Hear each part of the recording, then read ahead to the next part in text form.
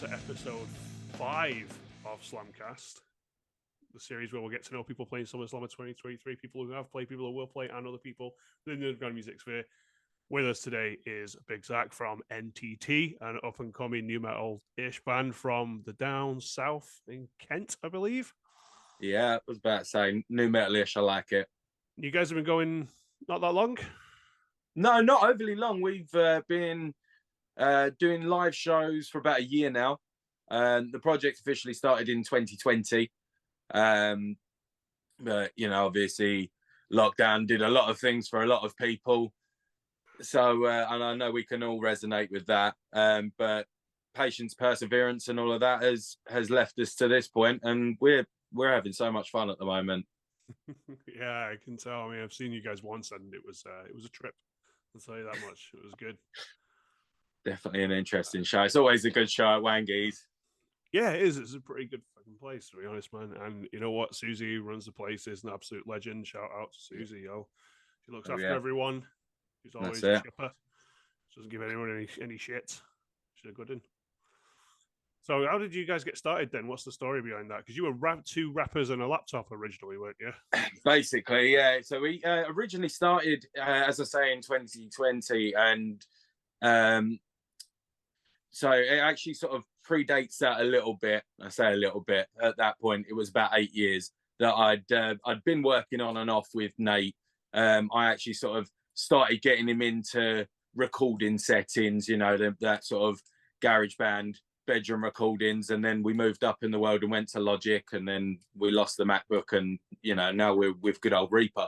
But we were doing projects, and he was predominantly grime, and he was making these tracks, and he was like, oh, you know, that'd be cool, I need you to sing a hook. Yeah, no problem, bro, I've got you. And then he said, I want to make something metal. And I went, I don't think I can make metal, mate. You know, a lot of the music I'd sort of started working with largely went around hip hop, R&B, and broke into those sort of things, which is why it's always so hilarious to come to the fact that I now make new metal. It doesn't matter how we got here now, and that's the sort of overarching point, that the journey has been really important for us. And now we're moving into these live settings with Bang Bang, Mario and James. We're sort of reaching those new levels. We did originally start out as that 2-piece up on stage with a laptop, and we had a really great show. And then our confidence carried us a little too far, and we nosedived the second one, which, you know, it was very painful at the time, but looking back on it, we learned so much from it, you know, and we realized, okay, as current, our stage presence is not it to just have two of us on stage. There was no sort of visuals, there was nothing pulling the show together apart from the two guys on stage and the music playing behind us. And that's when we started looking for that live band, which helped create, you know, an even more interesting world, because, you know, they're not playing exactly what we'd originally had. I know Bang Bang for sure does get incredibly tribal with it, with that third tom, and he makes that abundantly clear that when we go to venues, he's like, can I have a third tom, please? And Mario's been great. He's recently he's come along. He's been with us actually about 6 months now. We picked him up about 10 days before we performed our first headline show at the Fiddler's Elbow in Camden. And, you know, by the grace of whoever you believe, it was something quite magical. And we were so happy to get all that footage recorded, and just we have that to memory now. It's sort of like embedded in our minds, but it's always nice to have a look back at that sort of magical moment where it all clicked in with those 4 members. We've been having some interesting shows with James, but we're now getting to the point when everyone's all getting together, so we're now actually going to be that 5-piece band that we're coming strong with. Awesome. That's really cool. To the yeah. And you guys even incorporate like a Linkin Park cover heavily in your set as well, and I believe you released it as well at some point. So. Yes, we did. Yeah, it was. Yeah, honestly, that was my decision to start with the paper cut, because I know Nate gave me a bit of a left look and said, you know, why not? Why not in the end? Why not anything like that? And I said, because I feel that as many covers as there are out there, there's great ones, there's bad ones, but then you're going to get that for every single song. Yeah, you know, varying degrees of. We'll probably have people that cover us. That would be nice.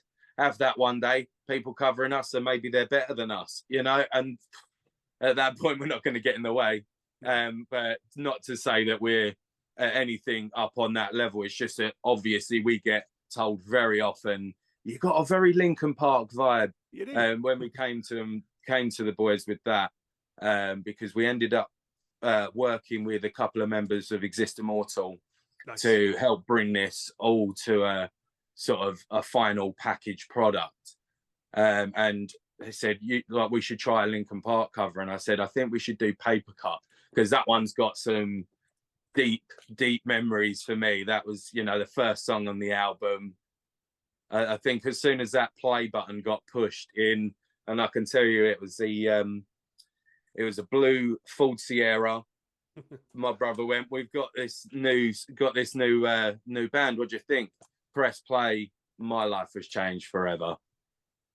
You know, listening to sort of that interesting myriad of the rap and the metal really sort of helped bring all of my worlds together. Amazing. I remember being like 16 picking that record up. It's like, and absolutely, like I say, at that point I was irrevocably changed, and not even in a bad way. I love it. You know, it's still one of those ones that holds up now. You know, that sort of a lot of the back catalogue still holds up now. And there's still elements that people are using in their sets now, which just goes to show that if that music can stand the test of time, why couldn't we? That's exactly how I felt about the Judgment Night soundtrack, man. Back in the day, way back in the day. You might have been in nappies. Might have been a little bit. I don't know. To be fair, I was quite a free spirit. Mid-90s. So. Mid-90s, showing my age now. My cousin was like, "This is the future of music." My cousin was like, "This is the future of music right here. That best be like the Judgment Night soundtrack." I was like, "All right, let's have a listen."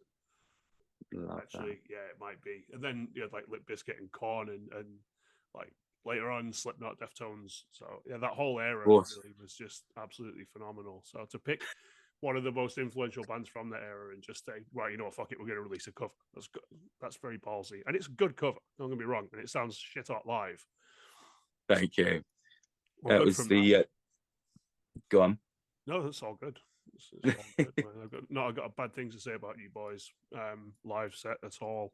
I would anyway, because I'm not that guy. But no, that's. I mean, to be fair, we appreciate honesty.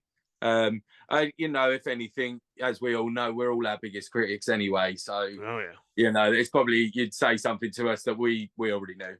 And I think that's the importance of finding the guys that you do vibe with, because, you know, if they're honest with you, you know that you can vibe with them and say, you know what, that wasn't it. But then they already know that it's one of those cyclistic things, definitely. Yeah, so that feeling when you get off stage and everyone knows you've done a good job, you just look at each other and you know. Oh, absolutely. Doesn't even need to be said. But then if you make a mistake in your heart, you know you made a mistake, but no one else knows. So why point it out? It's like, sometimes when we start down in practice, we're like, you know what, I think I fluffed that thing in this gig or whatever. And they're like, yeah, I think we did. Oh, well, that's live. Yeah, oh, well. And the show carries on. I think it's those moments, though, that help make each show unique. Mm-hmm. You know, you can remember what happened in that show, you know. I tried something different in that show, and I remember, you know, they actually responded. You know, having literally new fans emerging right in front of you is an absolutely crazy thing. Like, I never thought of that ever. So when can we expect new music drops then? Interestingly enough, we are actually releasing a new track on June the 9th, and that track is called Faded Visions. That one was also in our live set as well, so you'll have sort of a memory of it there. But it's got a really melodic, memorable hook that I feel that you'll have everyone singing. And we certainly hope to get everyone singing at SummerSlam. So what's the best gig you've played so far this year? Oh, best gig this year so far. I don't want to be like, you know, oh, we've done so many, but you know, I've slept since then. But no, we recently just had a show in Canterbury at the Penny Theatre, and in all honesty, that was Nate, myself, and Bang Bang. So the two vocalists and the drummer. We had the backing track do the rest of the stuff because the other guys had prior commitments, and our guitarist Mario's been in Cyprus looking after his dad, who's recently had a medical emergency. So we instantly said, "You got to be there with him." Yeah, absolutely. But that one, though, is the most recent. It is quite up there. I felt a bit critical of it on the night, but when I look back at it, it was like, oh, actually. Managed to catch a lot of ears that night and have people sing along. It's always crazy when you have people singing along to your original songs. Yeah, I know, right? it's a madness, and you're like, it takes me somewhere, and you're like, right, I've got a job to do because I'm here. My favorite curveball is to change the lyrics a little bit and see who can catch out. I like it. Yeah, to be fair, we do that naturally by proxy anyway. That's what I say to Nate all the time. I'm like, you know, Nate, how do you remember all those words, knowing that I've got just as many? We made an Instagram reel about it, actually, because I sort of jokingly went, how do you remember all these words? And he just went, it's just an autistic mind. I was like, oh, it's autism. And I just sort of looked out the window because it was neither like, I was just like, yeah, no, I could see that. I could kind of, there must be an element there. I mean, as a lifelong ADHD sufferer, I can honestly tell you that our brains work differently as neurodivergence. Bang Bang will attest to this. Absolutely, don't worry. I think it's catching. I think it's catching. Riddled with it and all. We were talking about it actually, and that was part of the reason why I sort of vibed with you guys instantly, because I knew you just all on my wavelength, hyper as fuck, and hypersensitive about music, and you just love it, and that's why I had to get you guys into Slammer. Just had to. No, we absolutely hella appreciate it. Unfortunately, it meant it's because a band couldn't make it, but we found ourselves a very, very worthy replacement here.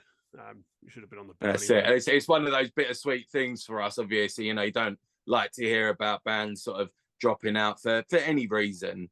But you know, we're honoured to take the mantle. We're looking forward to getting that stage nice and hot for everyone. Yeah, exactly. That's cool, man. Yeah, I mean, it's like right. So this is the most awkward question like I've been asking so far, right? Because we're taking Agent 47 off the table for this question because I'm right here. It's my band. We run the event, so people will be like, "Oh yeah, Agent 47," but no, that's out of the equation. So out of the other 12 bands, what 3 you're most looking forward to seeing? Oh, now you're putting me on the hella spot. Yeah, man. Pressure. Yeah, no, I was about to say I'm not gonna lie. I'm definitely feeling it. Hang on. Where's my face gone? Am I still there? Yeah, you're still I'm still. Oh, that's all right. Look at that gorgeous face. Oh, stop it now. You get me excited. We are, where am I? This is when I look like I'm about 60 trying to navigate my phone. Yeah.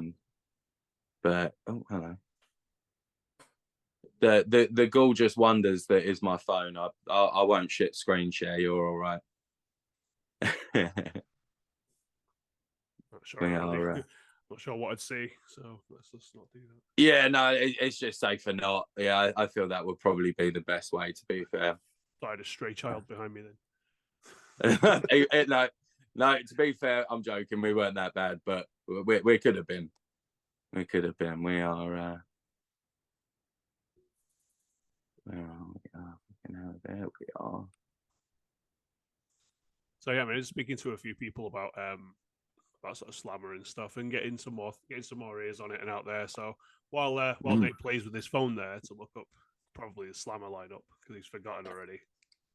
Better say, look, I consume things, okay? You know, what I do in my time is my thing, okay? No, good, definitely. So yeah, top 3 bands take off 47 because they're not on the cards. I mean, you know, it sounds really egotistical, but I would be interested in seeing what we look like on camera. But that's just from a narcissistic tendency. My bad. I always video Slammer anyway, for the most part. So, hand. Yes. We got to recall the remains. That was for sure. Where was where are we? Dummy again. I forget names when they're not in my face. Yeah, same. I say I feel like some tendencies are coming to get me. I mean, these ADHD tendencies are they're catching, and I don't like it. Don't take down linear again around here. That's it. Right, there we are. Now I'm there. We had fun. So we were looking at Recall the Remains. I Am the Wreckage. Yes. And Technologist. Yeah, that's a fucking solid 3, man. Technologist always blow me away. Like the musicianship between them. Oof. Recall the Remains. Very eager. Recall the Remains are absolutely sublime. Yeah. Wreckage are just a fucking mental wrecking crew of energy. That's what we want. Bass player live, you will be tired afterwards. Oh, that's it. I'll probably get tired looking at him. He's mental. And Aaron does this thing where he jumps into the crowd and has a wall of death running around him. It's brave. Commendable. Very commendable. With his guitar. So. Oh, absolutely. So then headstock is literally fair game for anyone's chin, cheek, eye. Yeah. Absolutely. We had a show a couple of months ago where James was on stage and he jumped off stage, and yeah, that headstock of the bass just went into someone's face, and I was like, oh, I felt that. Been there, done that. Got slapped. About to say, I think I've not been on the giving end, but definitely received. But take that how you want. Don't cut this out. I won't. I don't cut it. I cut very little out of these, to be honest. Don't make it a sound clip. Don't make it a sound bite, please. Well, fuck. I mean, now I've got that. Now you've given me the suggestion. I literally, I let my active side of my brain take over, and yeah, gets me in a lot of trouble sometimes. It's all right. We're all fucking human. We are all buddies here. Oh my days. How are you looking forward to it then? You looking forward to coming back up to Manchester and playing some songs? Oh, absolutely. Like with all those dirty manx. No, honestly, both the shows that we've had so far up there have been craziness. We've absolutely loved the people that we've all met up there. You know, yourselves included, obviously. But I'm not saying that just to be nice, and this is your podcast. But no, you guys are incredibly welcoming. Absolutely love chatting to you all. And when we were up there with Beneath the Embers, that was a very interesting show. They're a very good band. Yeah, that was an hour's notice, and then up to Manchester we went for that one. So yeah, we don't like to be in the habit of it, mind you, but yeah, it's doable. That's cool, man. Cool. But yeah, I mean, try and keep these short and sweet. So yeah, no, absolutely, no problem. Much everything we've got for now. Then pretty much everything that we were to catch up on, you guys. So hell yeah, man. I will leave you to it, sir. Stick around for a second after I press the old stop button there. I'm just going to do no problem, bud. So thanks for listening. I've been Rick. This is Zack from NTT. Check them out. They're amazing. They're new metal-ish. They're from down south, from Kent. And come and watch them at SummerSlammer. Get your tickets at summerslammer.co.uk. You won't be disappointed with these boys, I swear to God. They're amazing. All right. Peace, everyone. I'm out. Bye.